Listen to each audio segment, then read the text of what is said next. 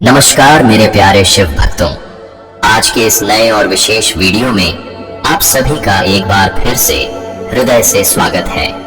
शिव भक्तों, जीवन में एक समय ऐसा आता है जब बाहर कुछ नहीं बदलता, लेकिन भीतर सब कुछ बदलने लगता है। मन चुप होने लगता है, दृष्टि गहरी हो जाती है और आत्मा से एक अनकही पुकार उठती है। आज के इस वीडियो में हम शिव साधना के उन 7 गुप्त लक्षणों के बारे में बात करने वाले हैं जो यह संकेत देते हैं कि अब आपकी साधना साधारण नहीं रही, अब सिद्धि आपके बहुत करीब है। शिव भक्तों, जो भी साधक इस वीडियो को अंत तक ध्यान से सुनेगा, भोलेनाथ की कृपा से उसके भीतर के दुख, पीड़ा, भय और मानसिक बोझ धीरे धीरे शांत होने लगेंगे। यह वीडियो केवल सुनने के लिए नहीं है, यह अनुभव करने के लिए है। और यदि आप सच में भोलेनाथ के सच्चे भक्त हैं, यदि आपके हृदय में शिव बसते हैं, तो इस वीडियो को लाइक जरूर करें, शिव ध्यान सागर चैनल को सब्सक्राइब करें और नीचे कमेंट में ओम नमः शिवाय या कोई भी एक प्यारा सा शिव भाव से भरा शब्द जरूर लिखें। आपका एक छोटा सा कमेंट किसी और शिव साधक के जीवन में प्रकाश बन सकता है। तो चलिए शिव भक्तों, आंखें नहीं अंतर्मन खोलिए, क्योंकि अब शिव की कृपा से सिद्धि की यात्रा शुरू होने वाली है। यह वाणी किसी उपदेश के लिए नहीं है, यह एक स्मरण है, एक ऐसी स्मृति जो हर उस हृदय में कहीं न कहीं सुप्त है, जिसने कभी भगवान शिव को केवल मूर्ति नहीं, चेतना के रूप में अनुभव करने की चाह रखी है। जीवन में कभी कभी कुछ ऐसा घटता है जिसे शब्दों में नहीं बांधा जा सकता। बाहर सब कुछ वैसा ही रहता है, वही लोग, वही परिस्थितियां, वही संसार, पर भीतर कुछ बदल जाता है। जैसे दृष्टि के पीछे कोई और दृष्टि जाग गई हो। यही वह क्षण होता है जब साधक की साधना साधारण अभ्यास नहीं रहती, वह भीतर उतरने लगती है। यह कोई चमत्कार नहीं होता, न ही कोई अचानक मिला वरदान। यह वर्षों की निष्ठा, मौन, जप, अश्रु और समर्पण से पकी हुई चेतना का फल होता है। शिव की साधना में यह परिवर्तन बहुत शांत होता है। न ढोल बजते हैं, न आकाश फटता है। बस एक दिन साधक महसूस करता है कि वह अब पहले जैसा नहीं रहा, और यही प्रश्न जन्म लेता है, कैसे जाने कि साधना लग गई है, कैसे पहचाने कि शिव भीतर उतरने लगे हैं। शिव कहते नहीं हैं, वे घटते हैं, और जब वे घटते हैं तो पहला संकेत शांति नहीं बल्कि मौन होता है। बहुत से लोग साधना इस उम्मीद से शुरू करते हैं कि मन शांत हो जाएगा, विचार रुक जाएंगे, पर शिव की साधना में मन पहले और अधिक बोलता है। जैसे बरसों से बंद कमरा अचानक खुल जाए और धूल उड़ने लगे। ध्यान में बैठते ही विचारों की बाढ़ आ जाती है। स्मृतियां, इच्छाएं, अधूरे भाव, पुराने घाव सब सतह पर आने लगते हैं। कई साधक यहीं डर जाते हैं। उन्हें लगता है कि उनसे ध्यान नहीं हो रहा, पर सत्य यह है कि यही ध्यान का प्रारंभ है। शिव की कृपा से जब साधक नियमित रूप से जप, ध्यान या मौन में उतरता है, तो धीरे धीरे भीतर कुछ स्थिर होने लगता है। यह स्थिरता शून्यता की नहीं होती, यह जीवंत मौन की होती है। जैसे कैलाश पर जमी हुई बर्फ, जो न निर्जीव है न कठोर, बस स्थिर है। एक दिन साधक अनुभव करता है कि मन अब वैसा शोर नहीं करता। विचार आते हैं पर पकड़ नहीं बनाते, भाव उठते हैं पर बहा नहीं ले जाते। साधक पहली बार देख पाता है कि मैं मन नहीं हूं। यह अनुभव शब्दों से परे होता है, जैसे वर्षों से चलती किसी मशीन का स्विच अचानक बंद हो गया हो। संसार वैसा ही है, पर उसका शोर भीतर तक नहीं पहुंचता। इस अवस्था में एक विचित्र परिवर्तन आता है। अकेलापन अच्छा लगने लगता है। जो समय पहले खालीपन लगता था, अब वही समय ध्यान बन जाता है। साधक चुप रहता है, पर भीतर बहुत कुछ घट रहा होता है। वह कम बोलता है, पर उसकी उपस्थिति गहरी हो जाती है। पहले जो बातें तुरंत क्रोध जगा देती थीं, अब उन पर बस हल्की मुस्कान आ जाती है। यह दमन नहीं होता, यह समझ होती है। प्रतिक्रिया धीमी हो जाती है, शिव की तरह स्थिर, मौन, साक्षी। कभी भीड़ में, कभी मंदिर में, कभी किसी पेड़ के नीचे बैठे बैठे अचानक मन भीतर खींचने लगता है, जैसे किसी ने पुकारा हो, आओ। यह खिंचाव बाहर से नहीं आता, यह भीतर से उठता है। साधक अपने भावों को स्पष्ट देखने लगता है। क्रोध आए तो वह कहता नहीं कि मैं क्रोधित हूं, वह देखता है क्रोध उठ रहा है। यही साक्षी भाव है और यही साधना की पहली सिद्धि है।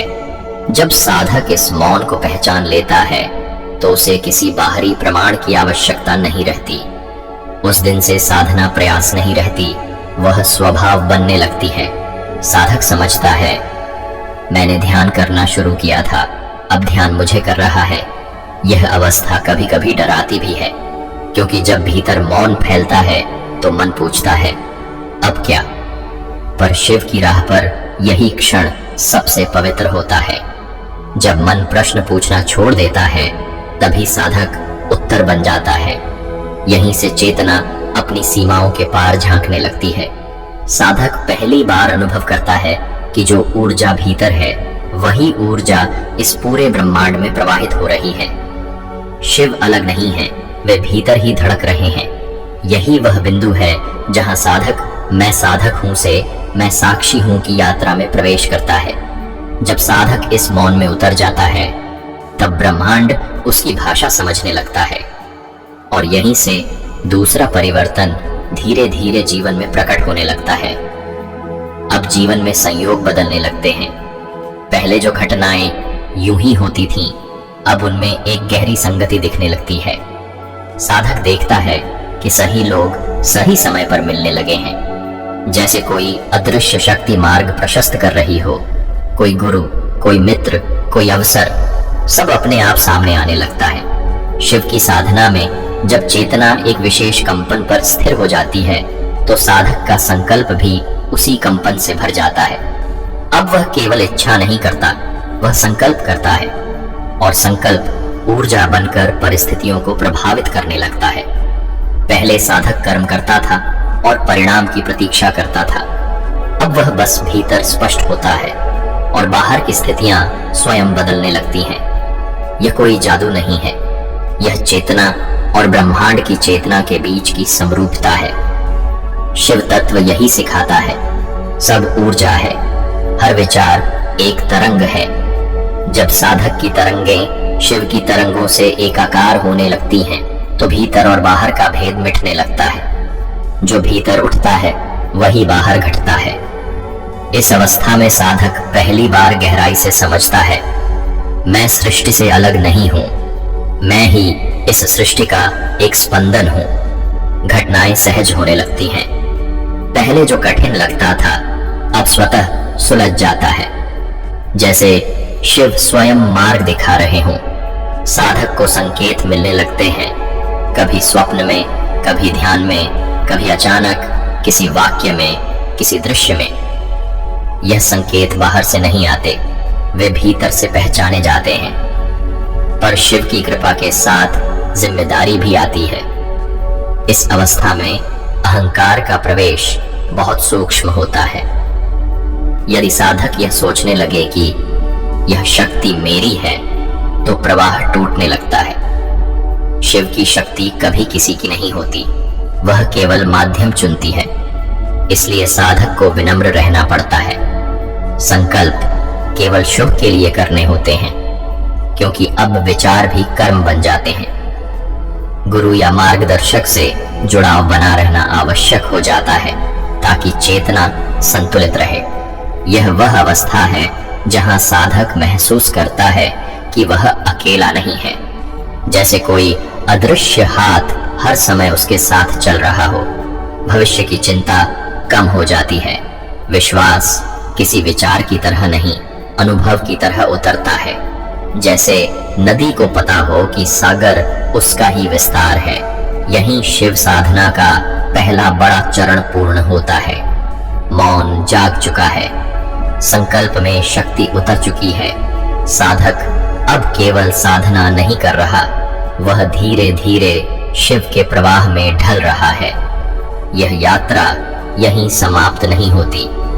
आगे भीतर की गहराइयों में वह पीड़ा उठेगी जो परमानंद का द्वार बनेगी। वही पीड़ा साधक को तोड़ेगी भी और गढ़ेगी भी। अगले भाग में हम उसी अवस्था में प्रवेश करेंगे जहां साधक की भीतर की पीड़ा शिव के करुणा सागर में परमानंद बनकर रूपांतरित होने लगती है।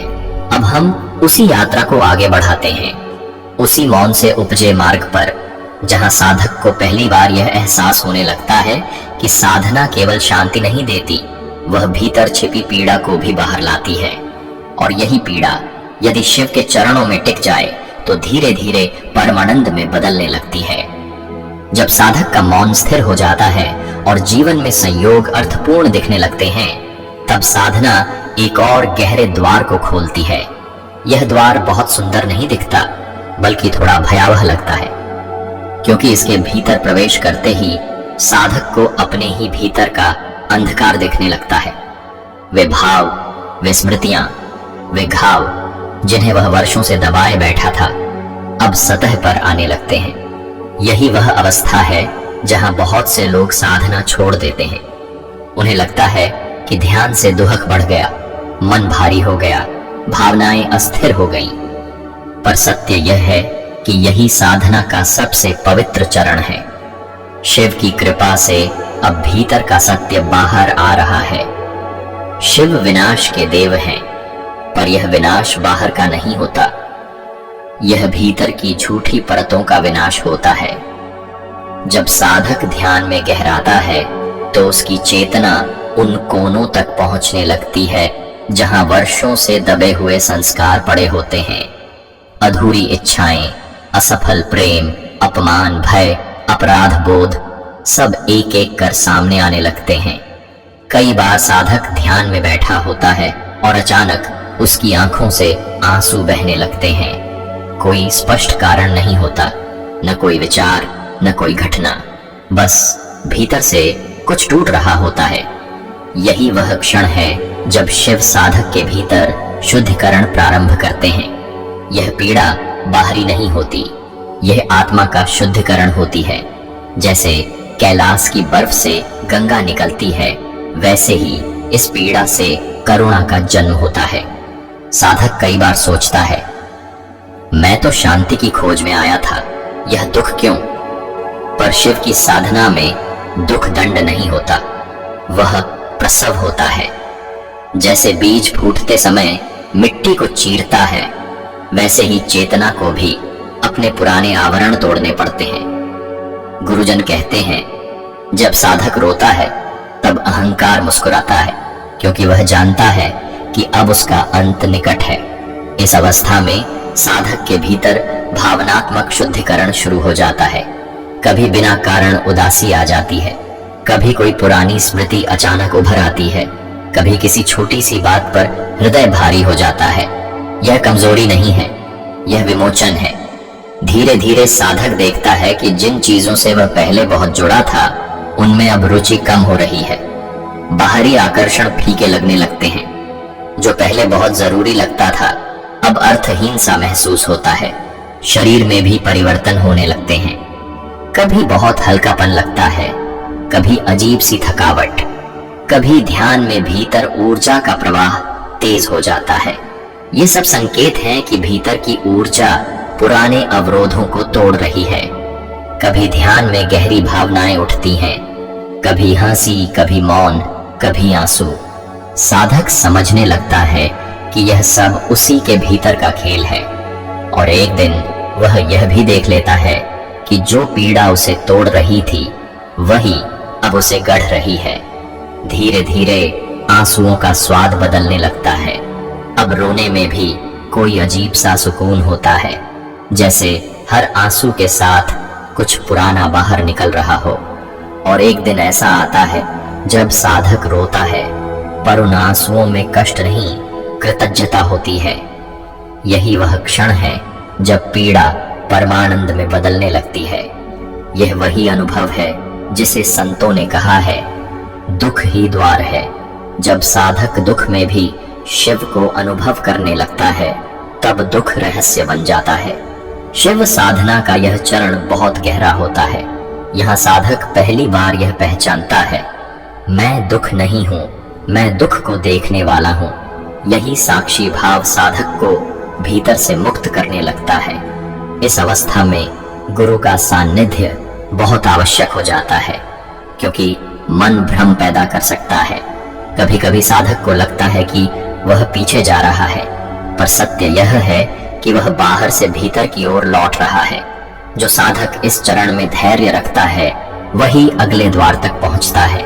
और जब वह द्वार खुलता है तो दृष्टि पूरी तरह बदल जाती है। अब साधक बाहर की दुनिया को अलग आंखों से देखने लगता है।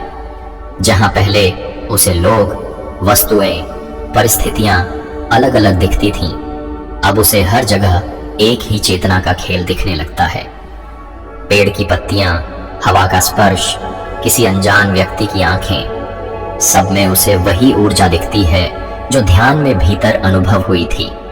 यही वह क्षण है जब साधक समझता है, मैं जो देख रहा हूं वह मुझसे अलग नहीं है।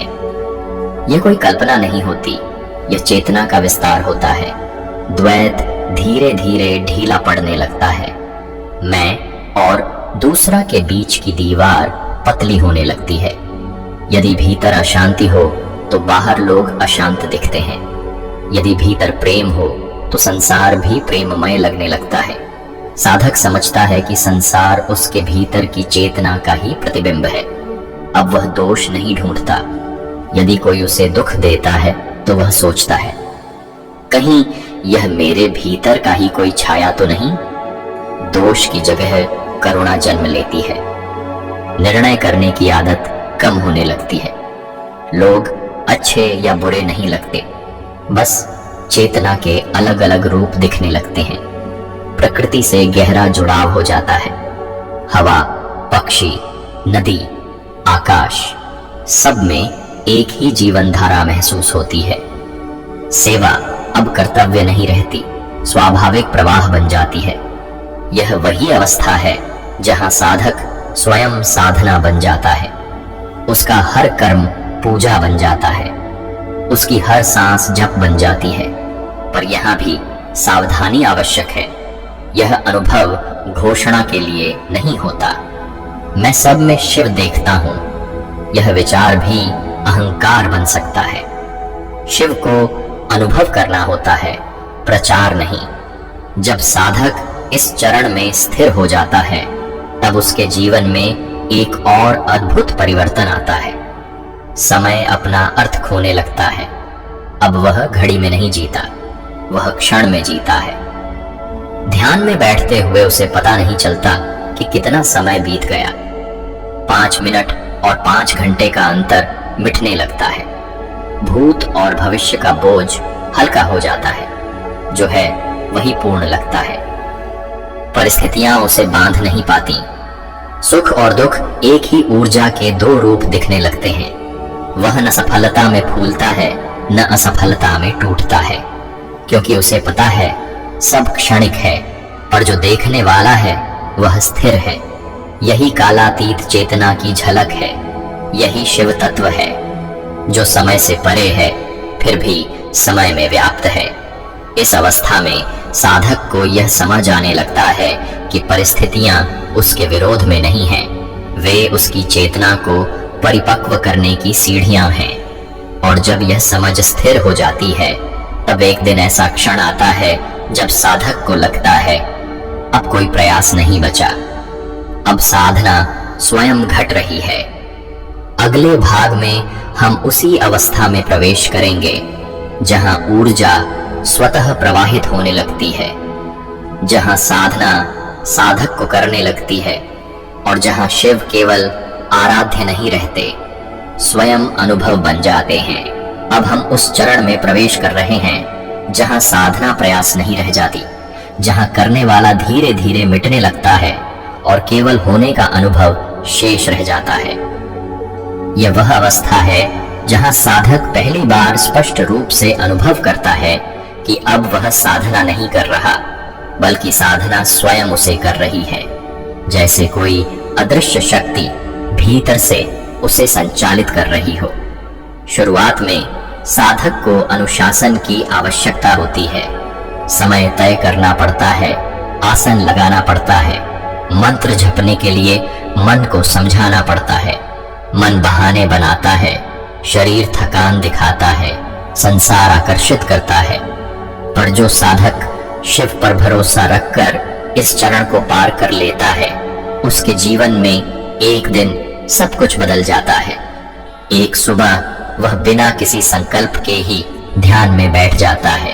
न कोई योजना, न कोई प्रयास, बस शरीर स्वयं स्थिर हो जाता है। श्वास अपने आप गहरी और धीमी हो जाती है। आंखें बिना जोर लगाए बंद हो जाती हैं। मन जैसे स्वयं भीतर उतरने लगता है। साधक चकित हो जाता है, मैं तो कुछ कर ही नहीं रहा, फिर यह ध्यान कैसे हो रहा है। यही वह क्षण है जहां करने वाला ढीला पड़ने लगता है। यही शिव की असली कृपा है। इस अवस्था में साधक को भीतर ऊर्जा का स्पष्ट अनुभव होने लगता है। यह ऊर्जा कल्पना नहीं होती।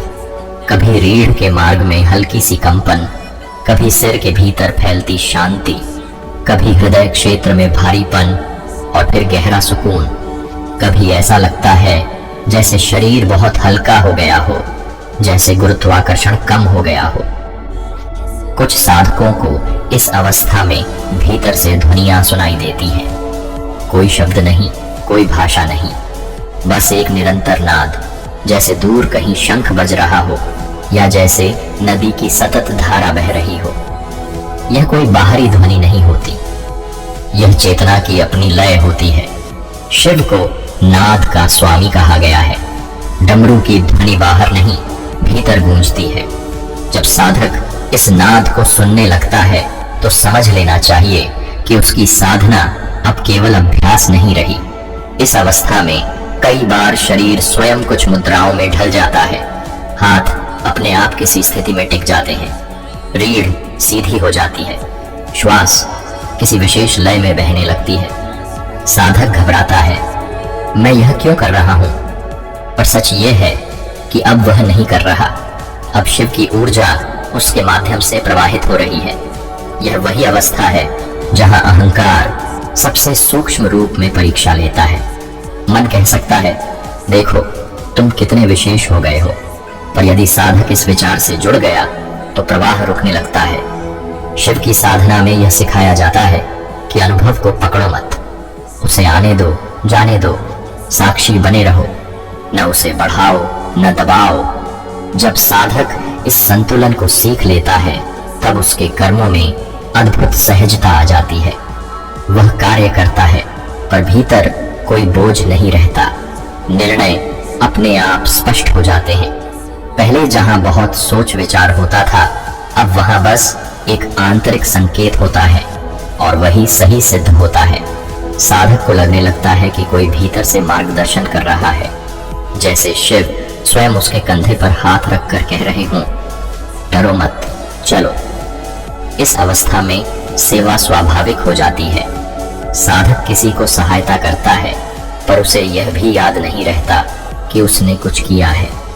दया प्रयास नहीं रहती, वह स्वभाव बन जाती है। धीरे धीरे साधक को यह भी अनुभव होने लगता है कि वह समय के साथ नहीं बह रहा, बल्कि समय उसके भीतर बह रहा है। कभी ध्यान में बैठकर उठता है तो लगता है जैसे अभी बैठा ही था, जबकि घंटों बीत चुके होते हैं।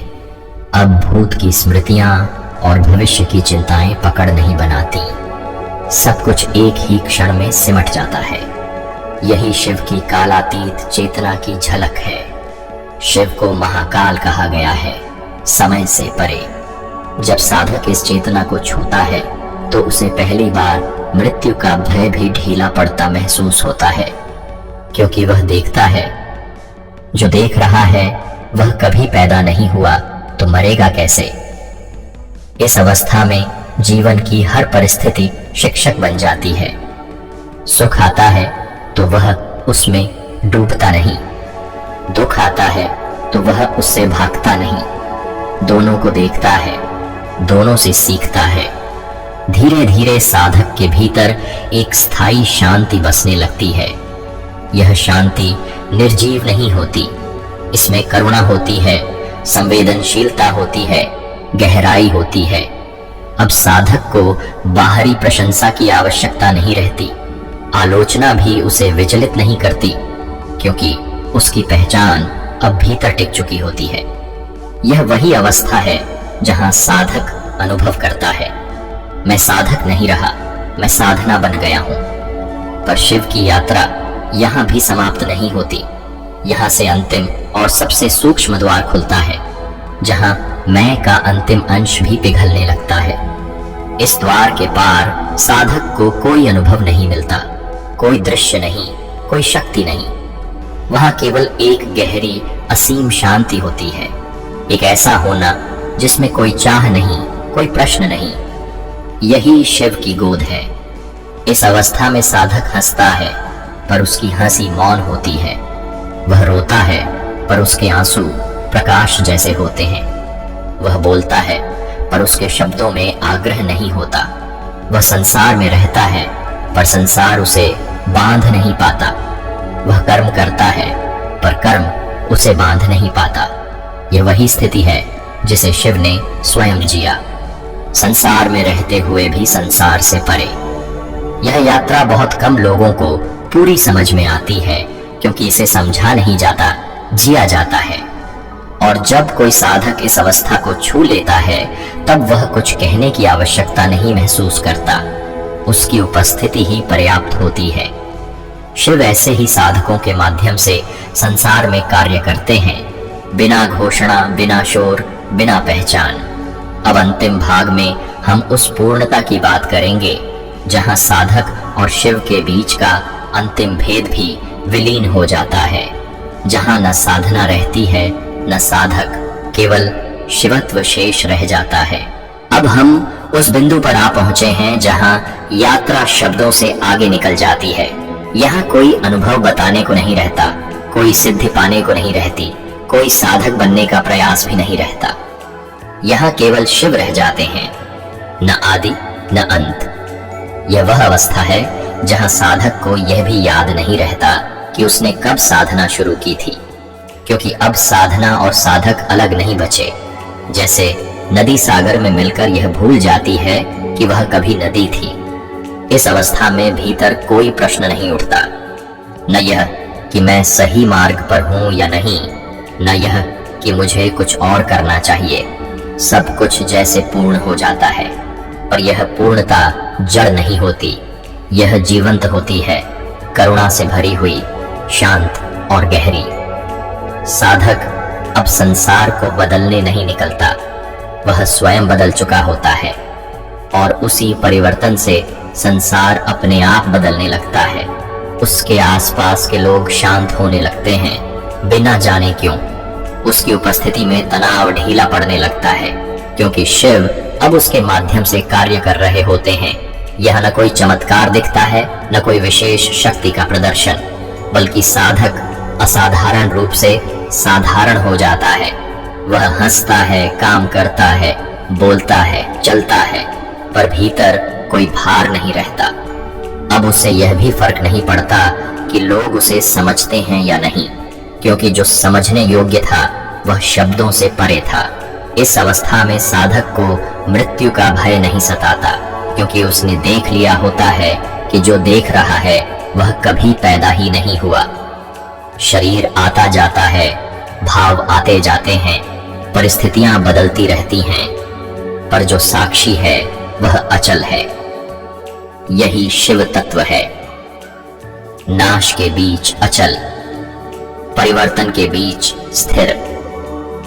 अब साधक किसी विशेष ध्यान विधि से बंधा नहीं रहता।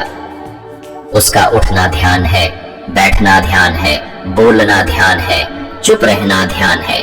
उसकी सांसें झप बन जाती हैं, उसका जीवन ही साधना बन जाता है। यह वह अवस्था है जहां शिव बाहर खोजे नहीं जाते, भीतर भी नहीं खोजे जाते, क्योंकि खोज ही समाप्त हो जाती है। खोज का अंत ही शिव का आरंभ है, और यही वह क्षण है जहां शब्द भी थक जाते हैं, क्योंकि शिव को बताया नहीं जा सकता, केवल जिया जा सकता है। यदि आप यहाँ तक इस यात्रा में भीतर भीतर कहीं हिले हैं, कहीं रुके हैं, कहीं मौन हुए हैं, तो समझिए कि यह केवल एक वीडियो नहीं था, यह एक स्मरण था। अब अंत में मैं आपसे कुछ शब्द हृदय से कहना चाहता हूँ। यदि इस शिव यात्रा ने आपके भीतर थोड़ी भी शांति जगाई हो, यदि किसी एक क्षण में भी आपको अपने भीतर मौन का स्पर्श मिला हो, यदि शिव का नाम सुनकर हृदय थोड़ा और शांत हुआ हो, तो इस वीडियो को लाइक जरूर करें, ताकि यह ऊर्जा और साधकों तक पहुंच सके। और यदि आप सच में शिव तत्व, ध्यान, मौन और आत्म जागरण की इस यात्रा में हमारे साथ चलना चाहते हैं, तो शिव ध्यान सागर चैनल को सब्सक्राइब करना न भूलें। नीचे एक प्यारा सा कमेंट जरूर लिखिए, बस इतना भी लिख दें, ओम नमः शिवाय, या मैं शिव की शरण में हूं। आपका एक शब्द किसी और साधक के लिए प्रेरणा बन सकता है। शिव बाहर नहीं है, शिव भीतर है, और जब भीतर मौन उतर जाए तो समझिए शिव प्रकट हो चुके हैं। ओम नमः शिवाय।